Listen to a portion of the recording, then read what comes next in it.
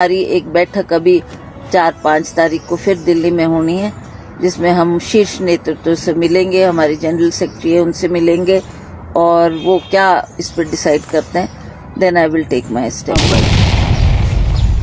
देखिए, मैं बहुत टाइम से ये बोल रही थी कि एक कोऑर्डिनेशन कमेटी बनाने की आवश्यकता है।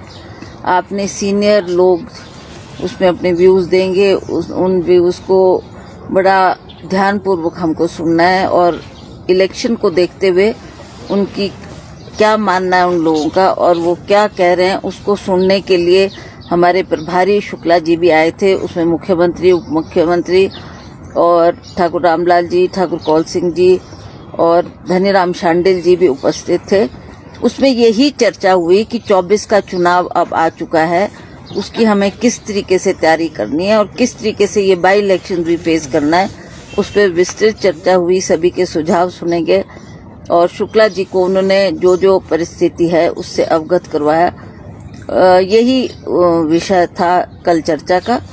और जहां तक ये इलेक्शन की बात है, मुझे लगता है कि अब एक चुनौती हमारे सामने खड़ी हुई है, उपचुनाव भी है, उसमें हमें किन किन को उतारना है मैदान में, इस पर भी चर्चा की गई और उन्होंने थोड़ा टाइम मांगा कि हमको थोड़ा फीडबैक लेने दो कि लोग क्या मान रहे हैं, क्या हम किस व्यक्ति को मैदान में उतारेंगे और कौन सशक्त है और कौन ये आने वाले चुनाव का सामना कर सकता है। तो इसमें सबके सुझाव सुनेंगे और मेरे को लगता है कि क्योंकि अब लास्ट चरण में हमारा इलेक्शन है तो इसलिए थोड़ा टाइम हमारे को मिल गया। हम इस पे सोच विचार कर रहे थे और सभी के सुझाव प्रभारी ने सुने और वो अब इस विषय को हाईकमांड के सामने रखेंगे। हाईकमांड अब जो हमारे कैंडिडेट्स तय होंगे उस पर क्या उनका निर्देश होता है उसके मुताबिक ही चलेंगे कि हम मिलकर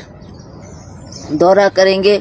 लोगों की जो समस्याएं होगी काफ़ी हद तक उनका मानना था कि सरकार ने सॉल्व कर दिए। जैसे डिजास्टर आया तब लोगों के बीच गए, जो जो संभव हो सका वो उन्होंने मदद की है। उसी तरह से चाहे ओपीएस की बात है, चाहे महिलाओं को पैसे देने की बात है, चाहे दूध के दाम बढ़ाने की बात है, ये सब काम सरकार ने किए हैं और मुझे लगता है कि आने वाले चुनाव में हम इन चीज़ों को लेकर मैदान में जाएंगे और लोगों को संतुष्ट करेंगे कि ये कारण थे जिसकी वजह से लोगों में थोड़ी नाराजगी थी। तो उन बातों को ध्यान में रखते हुए सरकार ने ये प्रॉमिस किया है कि हम लोग मिलजुल कर मीटिंग्स भी करेंगे, लोगों की ग्रीवेंसेस भी सुनेंगे और जो डिफिकल्टीज हमारे सामने आई है उसका भी निवारण करेंगे। मैम, ये मान के चलें कि फिर आप चुनाव लड़ेंगे मैम मंडी से? देखिए, अभी भी मैंने ये अपना गेंद हाईकमांड के फील्ड में रखा है।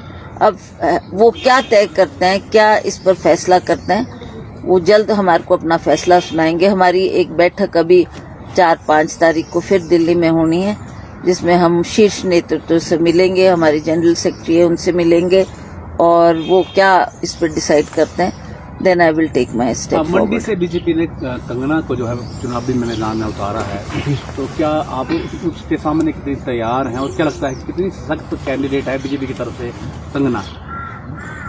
पहले हम ये मान के चल रहे थे कि शायद जयराम जी भी हो सकते हैं, महेश्वर सिंह जी भी हो सकते हैं और भी इनके बीजेपी के शीर्ष नेतृत्व भी दावा कर रहे थे कि हम इलेक्शन लड़ेंगे।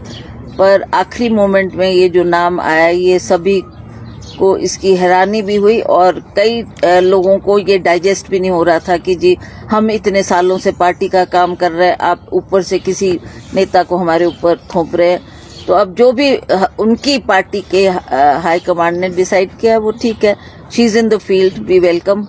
अब वो बीजेपी की तरफ से कैंडिडेट होगी और हम चाहेंगे कि कांग्रेस का भी सशक्त उम्मीदवार हो जो उसको आने वाले चुनाव में परास्त कर सके। और सीटों पे भी चर्चा हुई मैम, क्योंकि बाई इलेक्शन भी है, 6 उपचुनाव हैं और हाँ, उस पर भी चर्चा हुई, उस पर भी हमने बातचीत की और सभी से फीडबैक प्रभारी ने लिया है।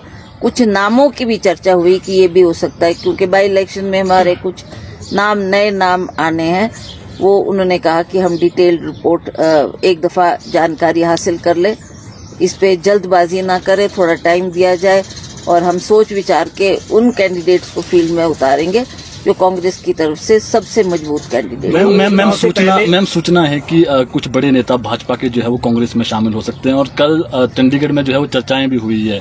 रामलाल मार्कंडा ने जो है वो जनता के बीच कहा है कि मैं कांग्रेस से भी चुनाव लड़ सकता हूं और राकेश कालिया का नाम भी सामने आ रहा है, तीसरा नाम लखविंदर राणा का है, ऐसे नाम सामने आ रहे हैं। क्या आप उनको पार्टी में लेंगे? देखिए, मुझे तो ऐसा कोई आदेश नहीं हुआ है और ना ही पार्टी में उनको शामिल करने की कोई बात की गई है। ये बात जरूर है कि उनके विषय में लोगों ने अपने विचार रखे हैं।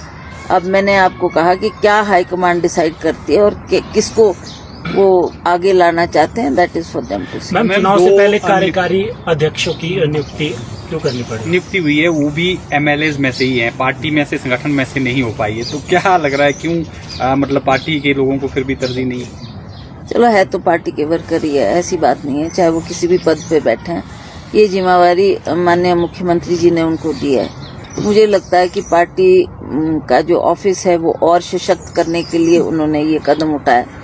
तो इसमें हमारा पूरा सहयोग उनके साथ रहेगा, हम मिलजुल के काम करेंगे। मैम, क्या मान के चलें, भाजपा ने अपने प्रत्याशी उतार दिए और शुरू भी कर दिया उन्होंने कैंपेन अपना। जो 4 टिकटें हैं कब तक फाइनल हो जाएगी, कितना समय और? मोस्ट प्रॉब्ली बहुत जल्दी, मतलब 1 हफ्ते तक मैं कह सकती हूँ कि they will decide and high command उस पर फैसला लेगी प्रत्याशी उतारने, ताकि हम ये आने वाले चुनाव अच्छे मार्जिन से। क्या मानते हैं सरकार को अब कोई खतरा है अभी? ऐसा तो कुछ नहीं है। हाँ, एक संकट का बादल हमारे ऊपर जरूर छा गया था, जिसके लिए हम सभी प्रयासरत हैं, हम कार्य कर रहे हैं और हम चाहेंगे कि आने वाले समय में हम सरकार को मजबूत करें और सरकार हमारी अपना पूरा कार्यकाल पूरा करें। मैम, मंडी से विक्रमादित्य सिंह को जो है वो जिम्मा दिया गया है संसदीय क्षेत्र का, और कल उन्होंने सोशल मीडिया पर पोस्ट डाली है जिस प्रकार से सनी देओल हैं, उन्होंने जो है वो असिस्टेंट रखा है आगे जो भी काम करवाने के लिए। तो क्या मानते हैं आप जो कंगना रनौत हैं वो अब आसान प्रत्याशी है, वो सीट जीत सकती है मंडी वाली सीट कांग्रेस?